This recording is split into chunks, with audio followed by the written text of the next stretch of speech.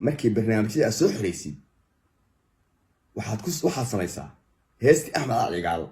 ee ahayd akuyo hawl adduun ku soo xir heestaas macnaha ay xambaarsan tahay waa dareemi kartaa bal horta ila dhageyso Cabdisalaam oo intaa leh markuu leeyahay heestaas u diris angi markii dagaaladii dhaceenba anuu ii soo guuray wuxuu yiri niyow wuxuu aad u jeclaa aniga markaas ma fahamsaneen xaqiiqatan ma fahamsaneen 2 mitir ay sugayso marka barnaamij sameeyeen wuxuu dhigi jiray aniga asaga ama umad kale aan la sameeyay wuxuu dhigi jiray heesta aad ku soo qatimaysid Cabdisalaam oo ha ahaato heestii Maxamed Caligaal waaga cirka dheer dhulka dheer heestaas u saari jiray ma fahamtay waa tahay heestaasi waxay leedahay akuyo hawl adduun badan ah من العرسران فرديا الكادر والكادر أو اسمه كون نقطة ويجعي سنته طلب يجعي وريك سنته أو يقدر أنت حاجة ما أسكره الكادر والكادر مقدسو تشوغايو تركي قال كعيو كسمايا أسوكية أو والكادر والكادر ترى كذا عرسان وامجن نسي حيف كيسه gadaashiisa ku jira kaaga daran ninku uu maganta u yahay saaxiibkiina ahaade hana ku kalsoonaade waa nin aan hub iyo rag bixin kara midna haysan waa nin sidii soo kale saxafi ah shacaba waa ninka uu ku dhiman doono halka ay kaga muuqdo waa Cabdisalaamka maanta marxantiga nool laftigiisu waa nin ka xun magantii gadaashiisa lagala baxay ninkaasi waxa la oran karaa marka wuxuu ahaa rugcadaa dareemay inuusan xaaladan meel uga baxsanay raadiyahana ka sii deyn jiray heestaas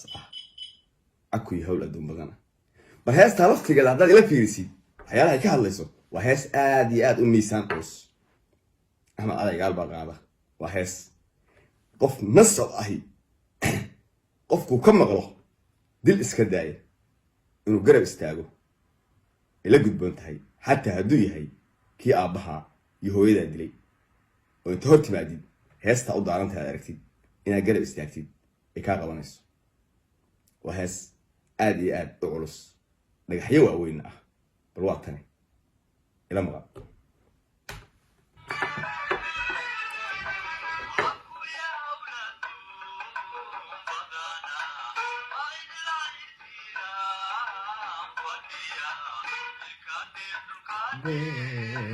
أو اسمكم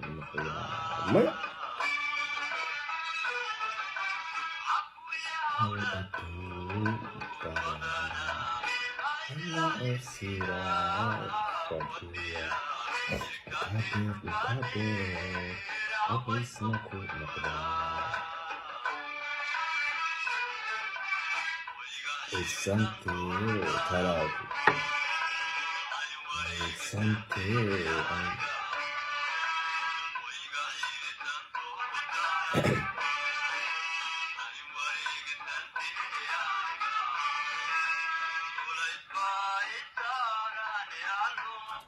ويجع يسنته تلادو يجع يوريسنته أنا يجع وليس بقى السارني الله عيل كم يجرك إن أنت عليه نسب مدله الجن بعرفتها إلهي لما تقولش هو أنا حريصته أكوض أنا حي لكن وحن برنامج كان أصلا قاطي وموضوع حاسي قلنا ماذا أوفري صومالي وكعب دينتنا وكيد بده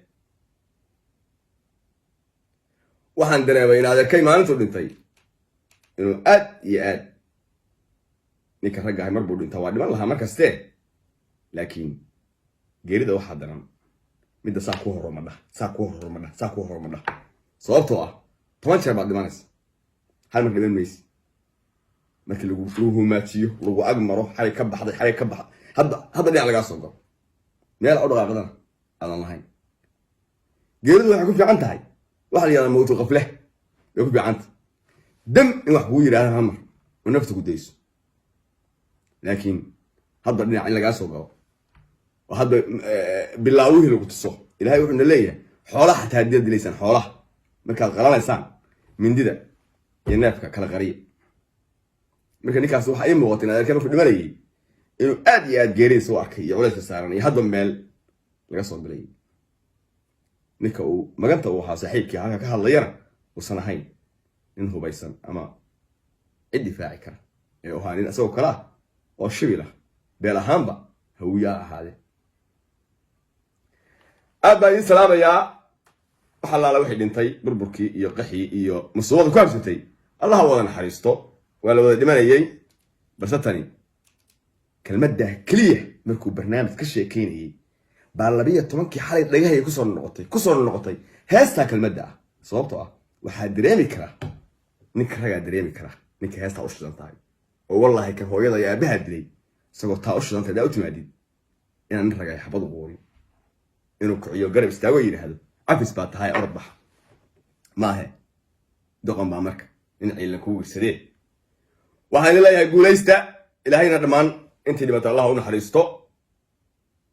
ilaahayna soomaali qalbigaas ku sifeeyo ilaahayna dhagarqabahaas maxkamad ilaahaygi soo birbiriyey oo asagoo aan la ogeyn loo qabo inuu dhintayba 4 naagoodna usoo dhiibay calankana gacmaha ku qaaday yiri fardeg suuqa soo dhigay ilaahay maxkamadda ha u saaro dadka laga dilay sharcigana ilaahay ku garab siiyo dadka laga raadinaya maanta aad baan insaan waxaan leeyahay habeen wanaagsan guulaysta Soomaaliya ma kasta joogtaan assalaamu calaykum